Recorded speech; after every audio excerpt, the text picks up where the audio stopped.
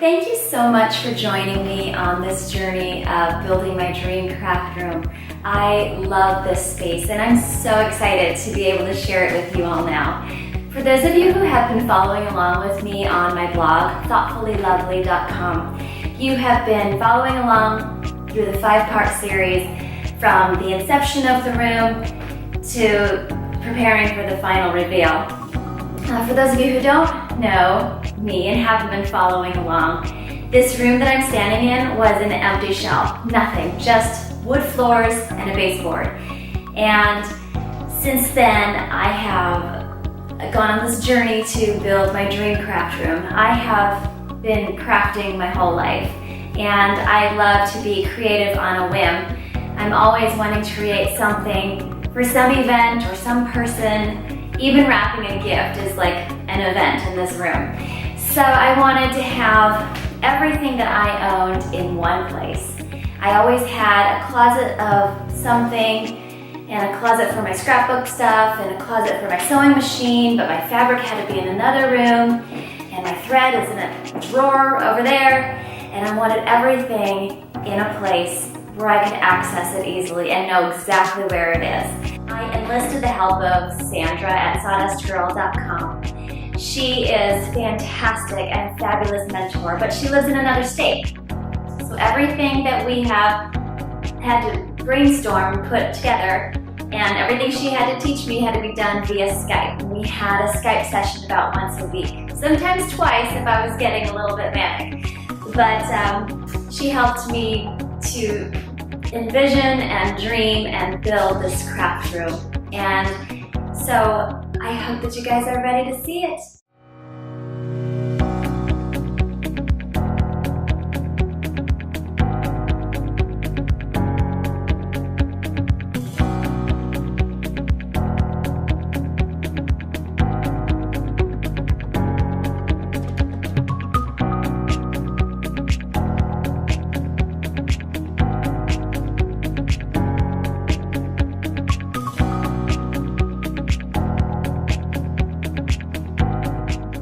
These are the antique card catalogs that I picked up off of Craigslist. They were the jumping off point for this entire room.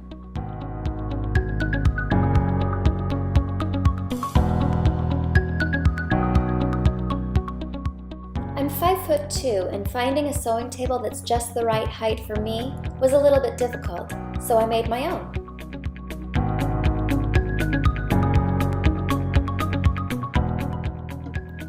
At 10 feet tall, these ceilings are really high, and I knew I wanted floor-to-ceiling cabinets. They turned out beautiful, and I love them.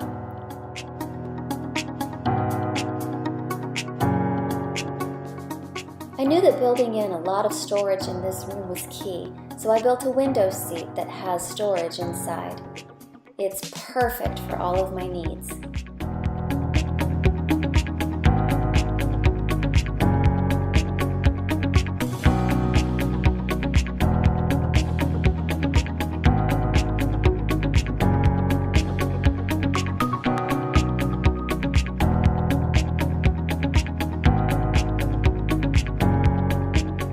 The legs on this sewing table are the exact same legs as the ones on the peninsula. They're just a little bit smaller. I like to keep my current sewing projects in this cute little basket I found at a garage sale for 10 cents. I use this little pottery heart that one of my daughters made me in school to hold my sewing pins next to my sewing machine. I try to utilize things that the kids have made me over the years in a useful way around the home. I've added a lot of color to this corner of the room with this fun lampshade I found. The bulletin board holds letters from friends, upcoming events, pictures of my family. The file holders hold files that I'm currently working on. I made this drawer to hold the keyboard so that I can keep it off of the desk and out of my way and only have it when I need it.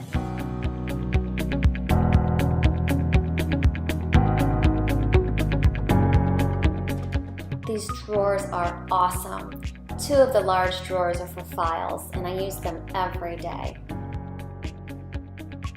This project basket sits on the counter all the time. It holds projects that I'm currently working on so I don't lose pieces. I love these bowls I found at Goodwill. They look like flowers, and I think they just add such a touch of whimsy to the room.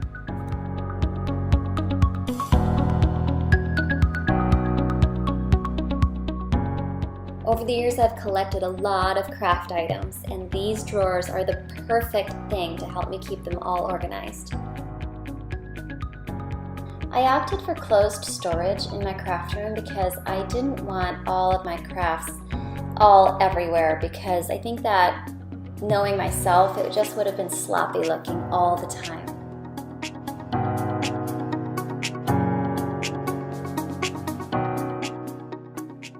I love this room from top to bottom and side to side.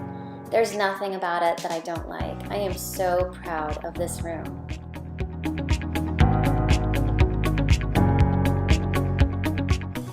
And this room gets great sunlight and not a bad view either.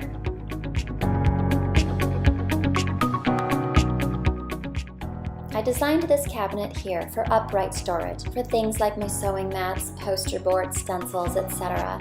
And this drawer here holds my tissue paper. That goes hand in hand with the wrapping cabinet I have behind me. Absolutely love this gift wrapping cabinet. It holds my gift boxes, gift bags, gift tags, tape, scissors, ribbon, never-ending ribbon, and I may or may not have a slight obsession with wrapping paper. So there it is. There's the Dream Craft Room reveal that I've been holding on to for so long. I really thank you for joining me on this journey. It has really pushed me to learn a lot about myself, a lot about my strengths and my weaknesses, and it taught me a lot about what I didn't know and how to be resilient.